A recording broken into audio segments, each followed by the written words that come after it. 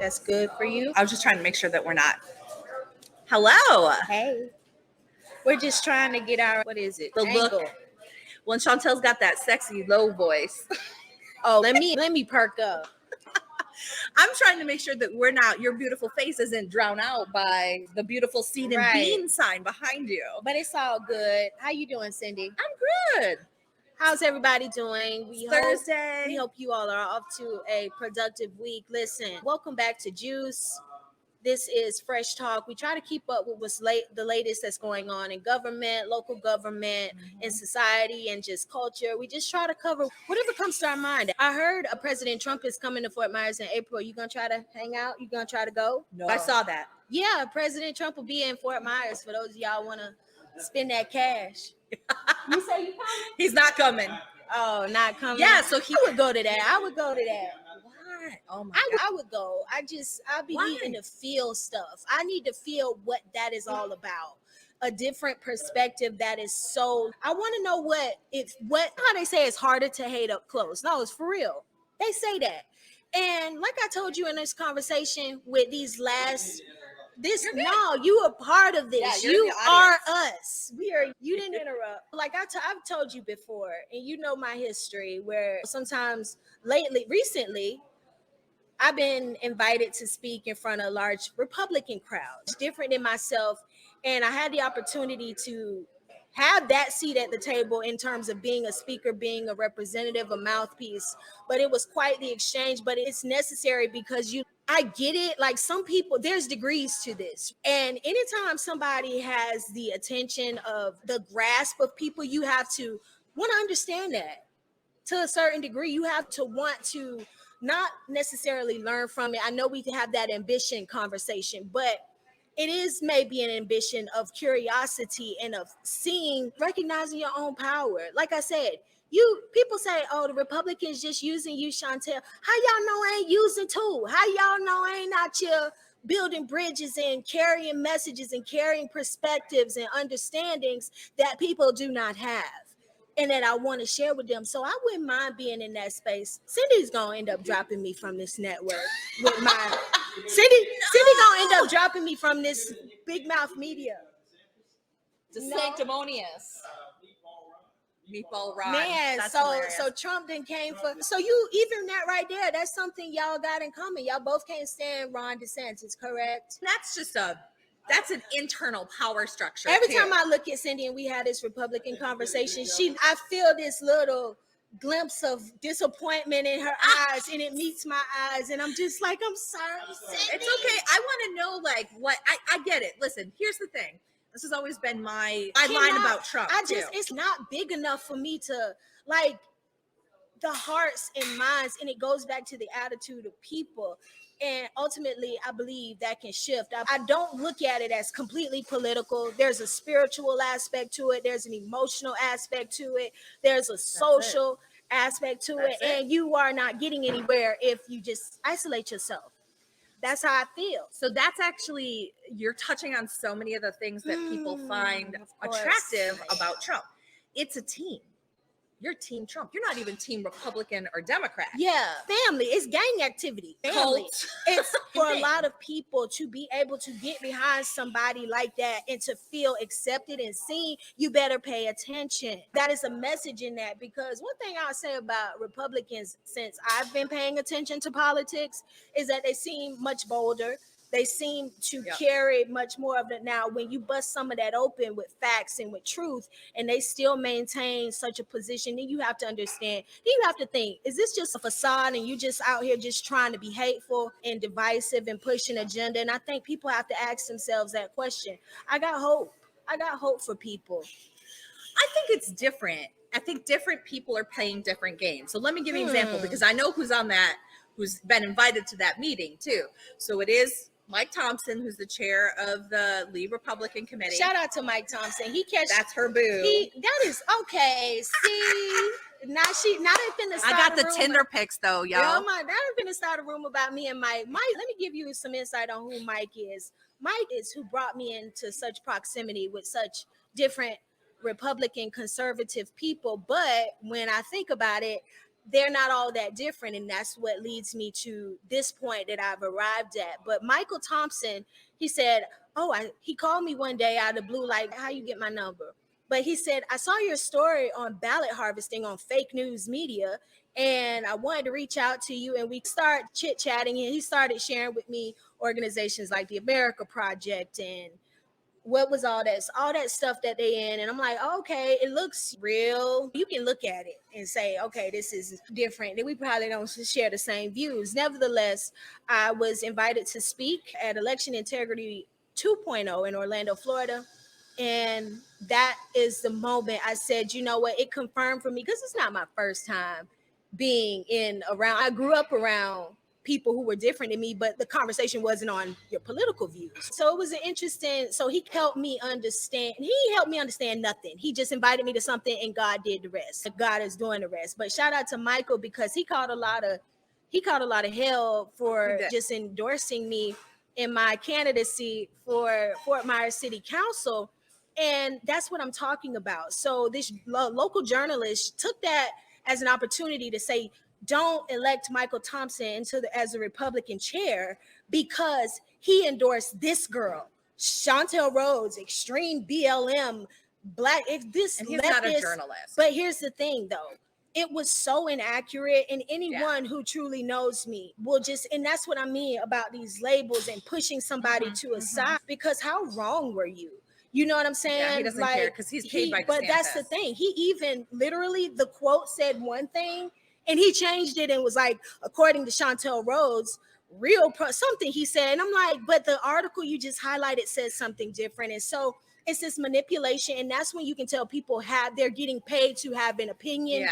And I want to go where God sent me. I don't want to be stuck into something because I'm being financed, I'm being fueled, I'm being pushed and forced into something, because you lose your ability to think and to think critically. Yeah. That's just... Listen, you were a golden ticket for those folks, because you actually had actual election integrity infractions. I don't know. Yeah, some people will say I didn't have an election integrity. No, but what happened? The ballot harvesting that happened in your race, which we know, listen, because the same candidate had gotten in trouble for it in the previous election. So listen, you and I talked about it way before that even came out. So that's what I'm saying. And because I had to give them a glimpse into Ward 3, into the mindsets of some of the people who were victims of ballot harvesting. Yeah. It is a simple disengagement. It's a simple disengagement. Somebody wrote me on Facebook and said, damn, I regret giving my ballot to her the first time, meaning in the primary. I'm like, why would you do? In my mind, I'm like, but why but it's a trust thing, right? It's trust, yeah. I don't even care enough, so here, why not take? And so there are so many things to address besides the actual act. There's all these sub conversations and sub ideas, because it points to a larger issue of people being scammed because they are disengaged, because people perish for a lack of knowledge. And I think that's true all across the board. There's one thing I want to say about that, because we talked about this a little before. And you were thinking that maybe this was happening a lot in the Black community. And I think that in this community, definitely. But I think that if there was a similar operator going door to white seniors, the very same thing would happen. So seniors are in that class that are targeted for ballot harvesting, non-native English speaking individuals, people that are disconnected, don't really know. And like I said, are trusting, they say, because it makes sense. I don't know who to vote for. If I only know about president, maybe the governor's race. So in a midterm election, especially, people are not tuned in. They don't know who's running for school board for the most part. People do. And when you spend time in these communities, canvassing these communities, you know that.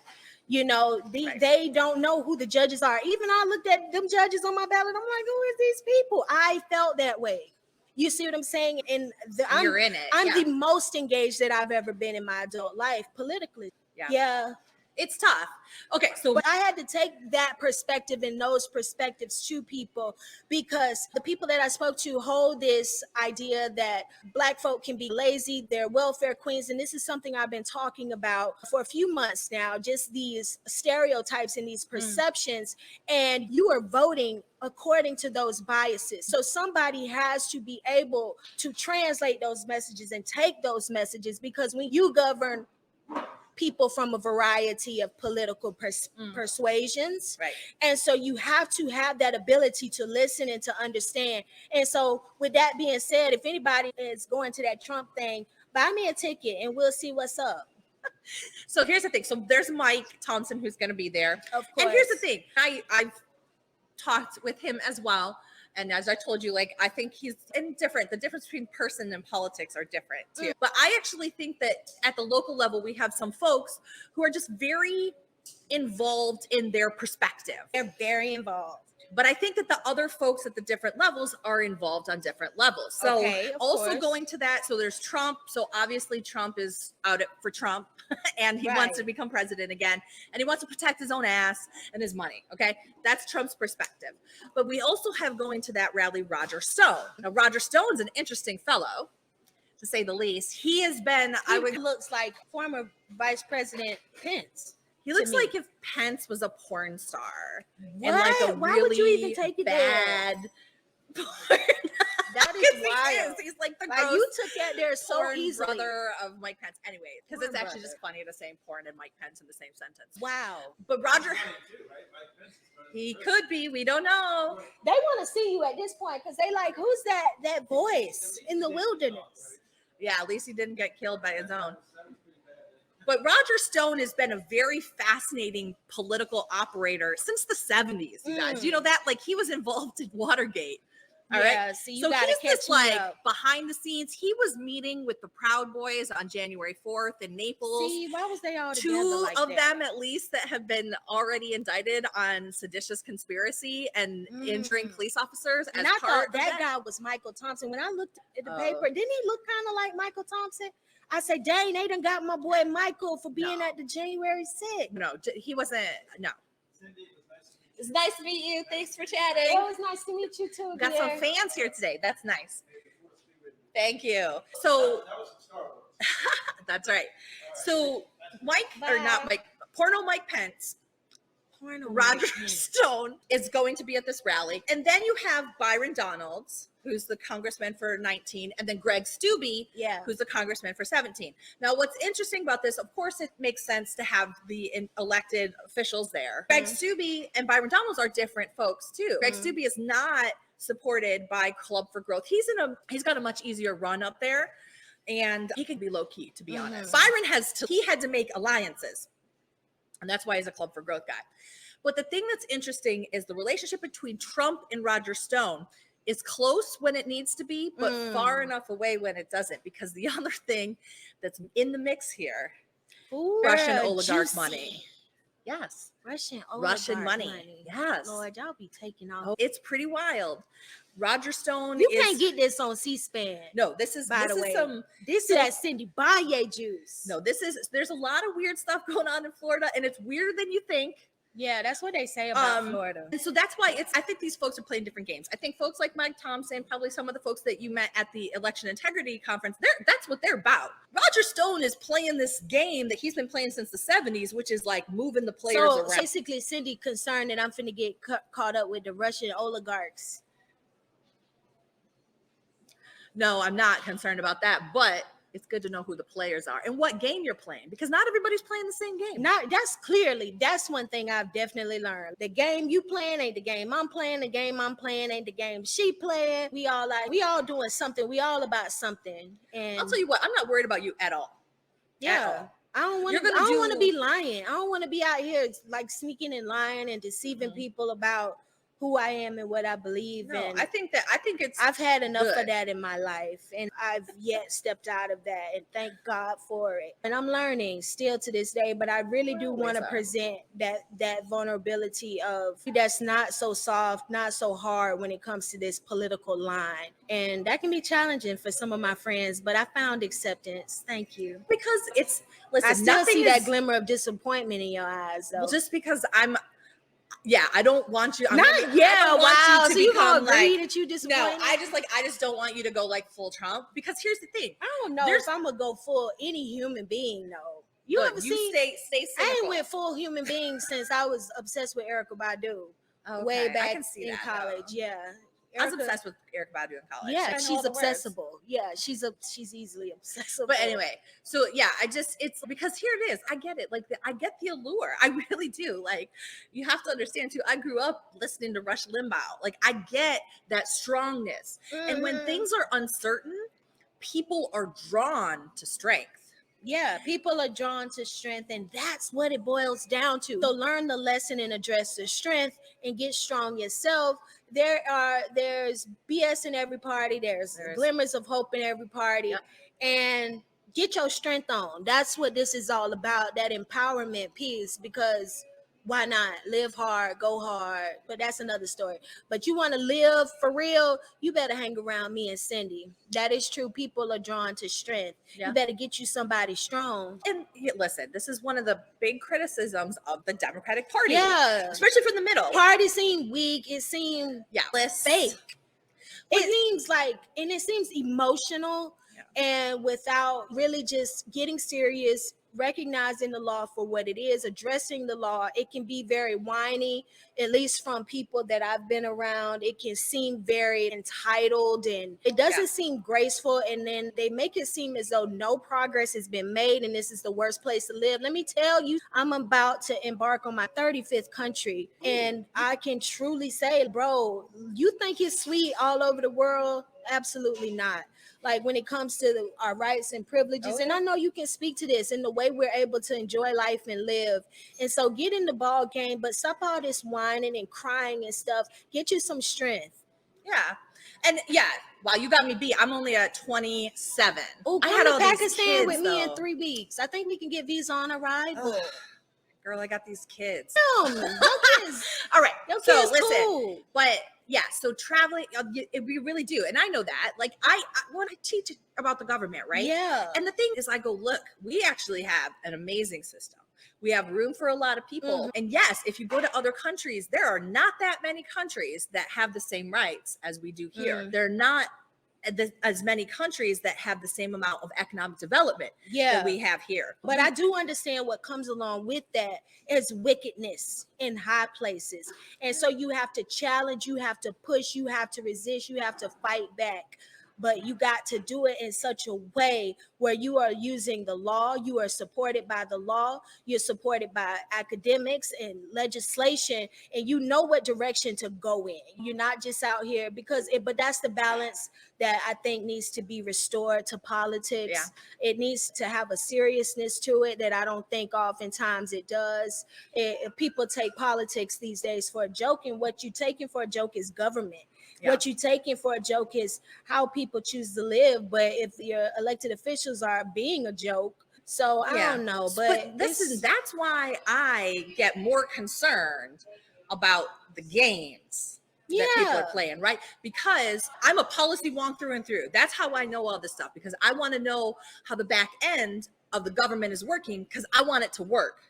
And we're supposed to want it to work, right? We're supposed to love this people. Country. Yes, you love your people. You love America. That's why I would elect you, because I see that you don't seem driven by money. Show me what your relationship is like with people, with the people in everywhere. We talked about you everywhere. Cindy is out in these streets. People know Cindy very well within the Black community and abroad, all throughout Southwest Florida.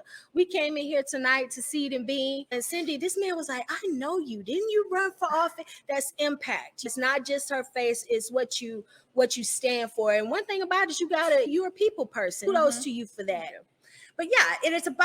But it's about getting in there and making the government work for people. It's making the government work for people. And we should have people who are elected who want to do that. We can have different perspectives. I get worried when I see people getting elected who are out for themselves. Yeah, they're out for themselves and their own power. And then it's like, where's your time spent among people? What is that looking like in terms of growth for relationships, and what those relationships are doing for other people? How are you helping to cultivate the family and the community aspect that we all long for? We love our communities. We love our state. The state of Florida always being like mocked. Like Charlamagne the God say, the craziest people come from Brooklyn and all of Florida or something like that. And then they always talking about Florida. Like, we do have some wild stories coming up out of Florida. So Florida be looking like a clown on the world stage, on the US stage, because like everybody all over the nation is talking about Governor DeSantis, our governor, blocking AP history, Yeah. African American history from high school Yep. courses. And then there was an explanation saying that it is different than Black history. They were saying that Black history has not been banned or blocked. However, African American history was, because it had a chapter or a clause about queer theory. It didn't. I That was don't a know. lie. I don't know the curriculum. There's people who have looked it up. That was a fallacy. And here's the thing. This is what I was talking about, people playing different games. I truly believe Ron DeSantis doesn't give two shits whether we have AP African American history or Black history or queer history for that matter. This puts him on the national stage. He can do something. It's a culture war. It's a culture war. Yeah, and sometimes you got to look like the enemy and look like the clown. And then it's like, dang, who has strong convictions for real? Who has strong beliefs and strong conviction and is not just out here starting stuff and pulling stunts like dropping immigrants off to, what do they call Martha's Vineyard? Yeah, Martha's Vineyard. But what do they call them? Sanctuary? No, Sanctuary cities. Yeah, and I'm like, that's pulling stunts. And he was asked that in the debate, like, why are you doing that? Why are you just out here pulling stunts? It gets him in the media. Yeah. And here's the thing: is there's in the right blogosphere media, he's a hero. He's a hero. Yeah, to me. So you have to. That's the thing that I can't imagine people being like, "Whoo, that AP African American history. Thank God it's gone. Oh my God." Yeah, but you can say, listen, and I know because I know these people, but this is what they do. They're like, oh, who cares? We're all American. All lives matter, Chantel. But it's like, why not have it there? What is it doing to you? That's the crazy part. Like, you go out your way to do this, like, but then they blame it on the queers. Because it's about getting back. It's owning the libs. It's let's go Brandon. It's all this stuff I still don't understand. It's because it feels good. when I went to that Republican festival, they were trying to explain to me what that Brandon, let's go Brandon. They were trying to explain to me what it meant. And I got it in that moment, but it was something about something effing off and race car. It was something about a race car in it too. There was a race car driver. Okay, so what happened was it was a NASCAR race, and everybody that was at the NASCAR race, they were chanting FJB, Joe Biden, and the newscaster, very Pollyanna-ish, said, "Oh, they're talking about you, Brandon," who is like one of the drivers. Okay. They're saying, "Let's go, Brandon." So she was truly oblivious to what they were saying. Yeah, and so it became kind of this joke. It's synonymous. F. Joe Biden means "Let's go, Brandon." Okay, and that's the same story they told me. Yes. And see, that's what I'm saying. I need to be in these spaces to know what y'all be talking about. It's a joke. It's childish, but listen. Here's the thing, it feels good. So there's a lot of people, and this is why being part of the team and having a strong leader is so attractive. So if you feel that everybody up the week and they haven't done anything for you, and you can just sit here and take pot shots. Stop being boring. That feels good because it's fighting the man. It's getting back at everybody. It feels like something. It feels like I got something to stand on, and that's culture. Because when I see that shirt, "Let's go, Brandon," I can look at that, somebody that I don't know, and I can feel, you know what, we shared that moment in time and history together. That's an culture. Inside joke. Yeah, that's culture. It's culture. Yep. It's group culture, and this is what we do. Think about it like that. Listen, I could go real psychological on this, but this is what we do to show in-group versus out-group. This is what we do with baseball teams, basketball teams, football teams. We do it with countries, do it with sororities, with fraternities. And you build a mystique around it. And people cultivate around it, and it's like part of your identity. Yeah, like your sorority, right? Yeah. What are your values? I don't know. No, I know it's service and sisterhood and service to all mankind. You all are the green and the pink ones, right? Yes. See, I know the colors. I'm not as good with the letters, but it builds this community. It's community. It's family. These people are like me. What is that on Maslow's hierarchy of needs? Sense of belonging. What sense of belonging is close to the top. It's before actualization. Yeah. So you need to belong. That's what Maslow said. Yep. And that matters. And Let's Go, Brandon helps people belong. Who knows? I may feel that way one day. Oh my God. Let's go, Brandon-ish. And then there's Dark Brandon. What is that? See, we gotta do a whole. Dark Brandon is like the flip. It's the Uno reverse card of the libs back. You know, Uno reverse card, what the kids say. Anyway, I don't know, because I don't be around cheering like that. so the dark Brandon is okay. So it's like when Joe Biden does something cool. All right. It's like dark Brandon, like Batman. Okay. So, I got it. I'm learning. So there was a meme that was so funny coming after the State of the Union because a lot of Democrats were like, yeah, he really gave to the Republicans. Right? So there was like dark Brandon memes. One of them that was really great was like Joe Biden in this like vintage looking outfit and eating ice cream because that's like a thing with Joe Biden. And he's like, I'm here to kick ass and eat ice cream, and I'm all out of ice cream. Wow, I missed that whole thing It's completely. stupid, but See, I need to follow different pages too. It's just a flip on it. Right. It gives a little. What are we talking about here? It's levity. culture. I get it. It is culture. It feels great to understand and to be understood. Oh, to be known. Yeah. Whew. Yeah, and have people see you. Yeah. And know that you're upset. I think that's part of it. Yeah. Know that I'm these not folks- happy with stuff. Yeah, that they got FJB on their truck, that they're not okay with whatever is going on. And there's power in that. Yeah. So it's a tough time. It really is. Yeah. It's a tough time for policy wonks like me. Yeah. Shout out to the Kansas City Chiefs. Oh. Shout out to Rihanna. Oh, and yeah. her second baby. I slept through the halftime show. I couldn't even stay awake. But then I woke up when Jalen Hurts was running it back. Yeah. We some Eagles fans in my house. So stay strong, Eagles fans. We will mount up.